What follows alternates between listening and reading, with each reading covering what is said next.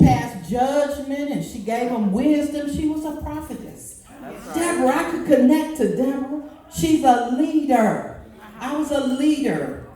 A leader in my family. I'm the oldest of 4. Leader in my family. A leader in my job. A leader everywhere I go. They said I was a little pushy. I was a leader. I would go and take over the cooking and the partying and planning. I was a leader of leaders. I'm a leader of leaders. So I could connect with this Deborah. She's a leader. At a time in the Bible when the people of God would follow him, and then they get rebellious and not follow him, and then God would send the enemies in and oppress them for years and years, and then they say, "Oh God, I'm crying out to you. We need you, Lord." Yeah. And he would send somebody else in to rescue them again. And then they say, "Okay, we're gonna follow you, God. We're gonna do this thing." And then what they do again? Rebel again. Over and over again in the book of Judges. That's what was going on. And then comes along Deborah. This woman, this strong woman who heard a word from God. Yeah. She heard God. And that made her move into action. She heard a word from God. And I'm like, Lord, this ain't about just being a leader. This not about being a leader. I do that stuff easily. All right. I was born a leader. I got that it part. What's the it I don't get?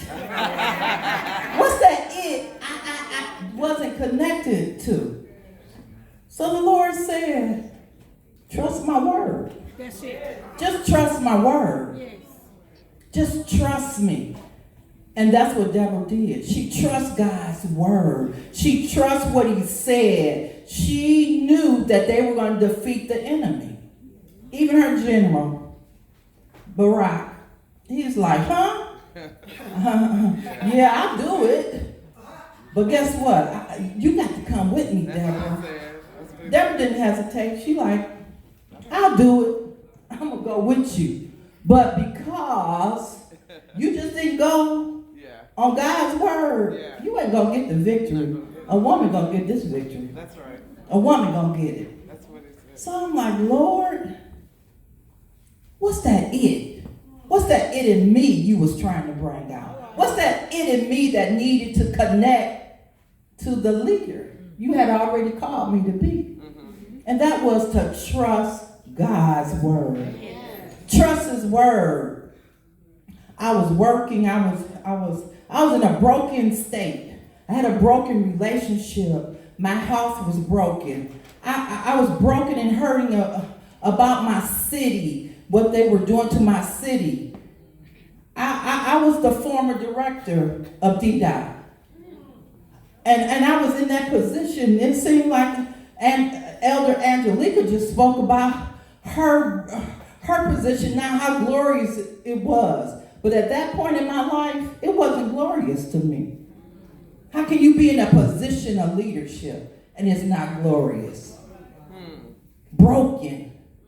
But I heard a word from the Lord. I wasn't in nobody's church when I heard it either, y'all. Come on. Wasn't thinking about going to church. I was thinking about the next party we was having Friday. I was thinking about the drinks we were going to have and the dancing we was going to do and the good food. I wasn't thinking about no church. But I heard a word from the Lord. And the Lord said, retire. Leave this job. I'm like, who? Me, Lord? I'm independent. I'm a leader. I depend on myself for everything. You telling me to trust this word. Now, y'all might say, well, she need to retire. She look old, but I was only 54 when he told me that. I was only 54. I had worked there all of my life. I had a job with benefits. We all want a job with benefits, right? I had a job with benefits. I was single. I was on my own. I had my own home. I had my own everything. I depended on Lovette for everything. But God said, retire. And that's exactly what I did. I heard the word of the Lord. And I moved when he said to move. I heard the Lord. Now we hear the Lord a lot. We say, God said this and God said that, but do we move? And that's the part I had to connect to. Hearing God from a place of brokenness. Hearing God when I wasn't thinking about God, but he was talking to me. Because he knew that it that needed to be brought out of me was connecting to him in another way I had never experienced in my life. So I left that job. That was over 7 years ago. And I'm here to tell you I haven't worked anywhere else. God has provided. I've been single all this time. I'm engaged. I'm about to get married this year. So God will do some stuff. You know, I thought I had to do it on my own. I thought I didn't need him. When he told me to leave, it was for my benefit. I trusted him from a place of brokenness that I didn't have nowhere else to go. So we're not always in church, ladies. We're not always saved, holy rollers, full with the Holy Ghost, sanctified, righteous. When we hear God and we can move. We don't have to be an elder, a minister, in the choir, or nothing else. And hear a word from God and move. All we got to do is know that he sees us. Just like the people in Judges. Just like them. They were crying out. They was doing all kind of stuff too. Just like I was doing all kind of stuff. But he heard their cry. And he sent someone in. He sent Deborah in. And Deborah led the way for them to overcome the oppressor. To come from under the oppressor. So God, when I heard him, he led the way out of that job.